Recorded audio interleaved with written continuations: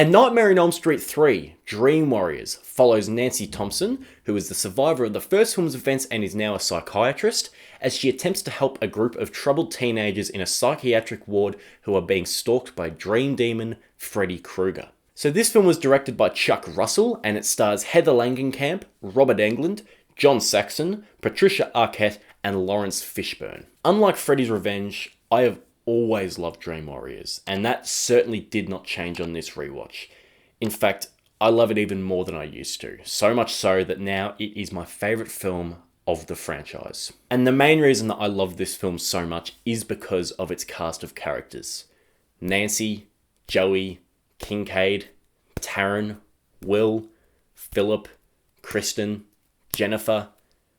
Every single one of them is so well written, so endearing, so engaging. While I love Nancy to death, it's the psych ward kids here that are so endearing.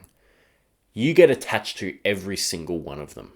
All of them have serious problems, but they want to change. All of them have dreams and goals that they want to work towards, that they want to achieve. They clash with each other at times, but they also really help each other. They're all downtrodden, but they keep their heads up, and they work together to try and create a better life for not only themselves, but for each other. In only 90 minutes, you feel like you know them. So when they get killed by Freddy, it really hurts to watch, because it may as well not be Freddy. They lost to their own personal demons and committed suicide. And it's something that sadly happens. Some people cannot see the light at the end of the tunnel. No matter how hard they try to keep their heads up, depression, guilt, and other factors can combine to be really overwhelming.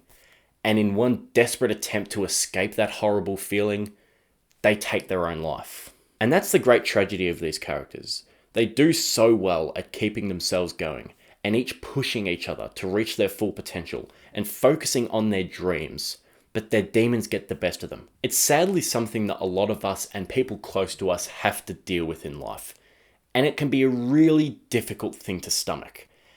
And it sounds so bizarre to say this, but Nightmare on Elm Street 3 captures suicide and depression and examines it in such a profound and heart-wrenching way. This movie is absolutely gut-wrenching.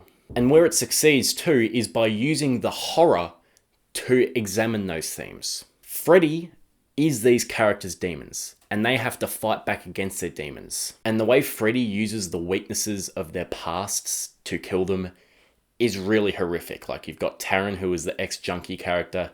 He kills her with a bunch of needles. You have Philip, who you have him basically with the wrist slit kill. And that's where the real horror of this film sets in, is the fact that it deals with problems and things that people have to deal with in real life. Freddy is depression. Freddy is drugs. Freddy is suicide. Freddy is anxiety. All of these different things is what makes this film so powerful and impactful, because it captures things that people have to deal with, real problems that real people have to deal with, and uses that to convey the horror of what's going on. But again, it's not so much about the horror as it is trying to overcome the horror. You're trying to kill Freddy. You're trying to get past depression. You're trying to boost your confidence. You're trying to move past a horrible addiction that you had. And that's what beating Freddy truly means in this film. Another thing I love about Dream Warriors 2 is that it uses dreams in a positive manner too. This film isn't all gloom and doom whatsoever. It doesn't just use dreams for nightmares and to examine all of these things. The dreams are used to literally show these characters' dreams, their goals, what they want to achieve, what they want to be. And you get to learn a lot about these characters in dream sequences, because everything that they have going wrong in real life is gone in the dreams. For example, Will can walk. Taryn is a badass. Joey can talk. It adds to the depth of A Nightmare on Elm Street, a film series that revolves around dreams and uses the dreams to literally build character.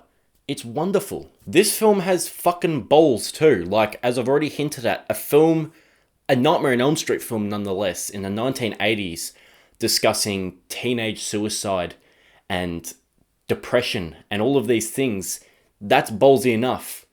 But to kill Nancy Thompson at the end of it and for it to not just feel like shock value, that's impressive. It ends it on a real downer, but at the same time, she dies after helping these kids overcome their demons, overcome Freddy, overcome their depression, overcome their anxieties, overcome their guilts and past traumas. She dies after having done what she needed to do. She helps Kristen get out of this situation. She helps Kincaid get out of it. She helps Joey start talking again. She dies for a purpose, is what I'm trying to say. I really like Dr. Gordon as a character too. He's resistant, but he's also open-minded, which is really nice to see. It's not just a bunch of pushback and kills happening because no one believes these characters, which, it's basically the entire plot of Dream Child. But whatever, we're not talking about that movie right now. I really like Dr. Gordon's character. The practical effects in this film are awesome.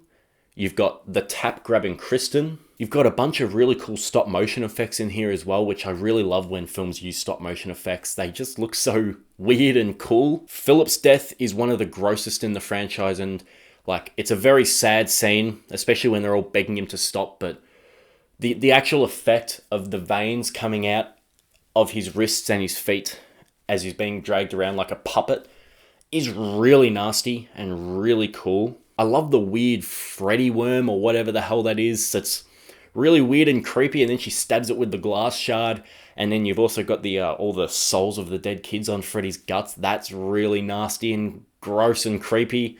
And TV Freddy too, the way he pushes out of the TV and you've got a bit of the TV hanging kind of over his face. It looks like a kind of a veil in a weird way. The practical effects in this film are fantastic. Dream Warriors has the best version of Freddy in the entire franchise, in my opinion. He's both a perfect mix of scary, evil, and incredibly funny. Welcome to prime time, bitch, is one of the greatest lines ever. This is it, Jennifer. Your big break in TV. Welcome to prime time, bitch. Obviously, you have that. You've got Come and Get Him, Bitch, which he writes into Joey's stomach. You've got Your Wish is My Command. He's such a smartass. She's basically like, let him go. Your wish is my command. But he is still evil. He's still a villain. And he's not just a villain. He's a personification of these kids' weaknesses. He's forcing them into committing suicide, essentially. He is a bad fucking person. Or demon, whatever you want to call him. But he doesn't lose either one of those. He's never too horrible that it just becomes unpleasant to watch. But he's never too funny to the point that it loses its edge. And lastly, I just love the message that this film carries.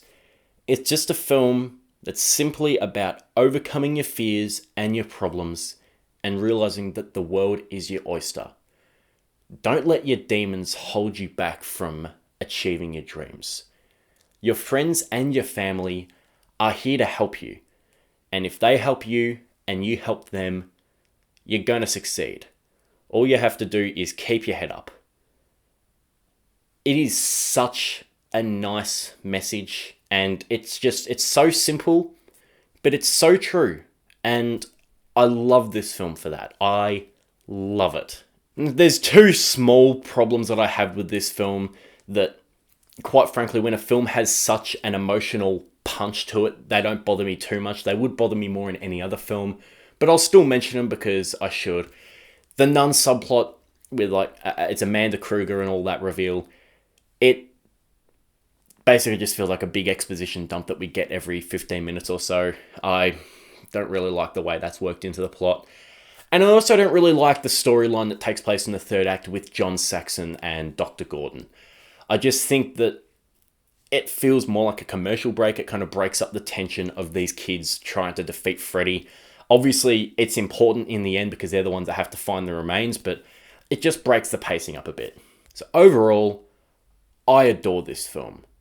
What it lacks in the narrative department is more than made up for with a real emotional core. I know I haven't talked about the horror side of things as much today as I normally would, but that's just because the horror isn't the standout here. It's these characters, it's the writing, it's the message that is what makes this film so great. The horror is just complementary. Dream Warriors may not be a perfect film, but it is still top notch. Thank you for watching my review of A Nightmare on Elm Street Part 3 Dream Warriors. Let me know what you think of this film in the comments. Keep an eye out for the rest of my reviews. It's all downhill from here, but thanks for watching and I'll see you all later. Bye.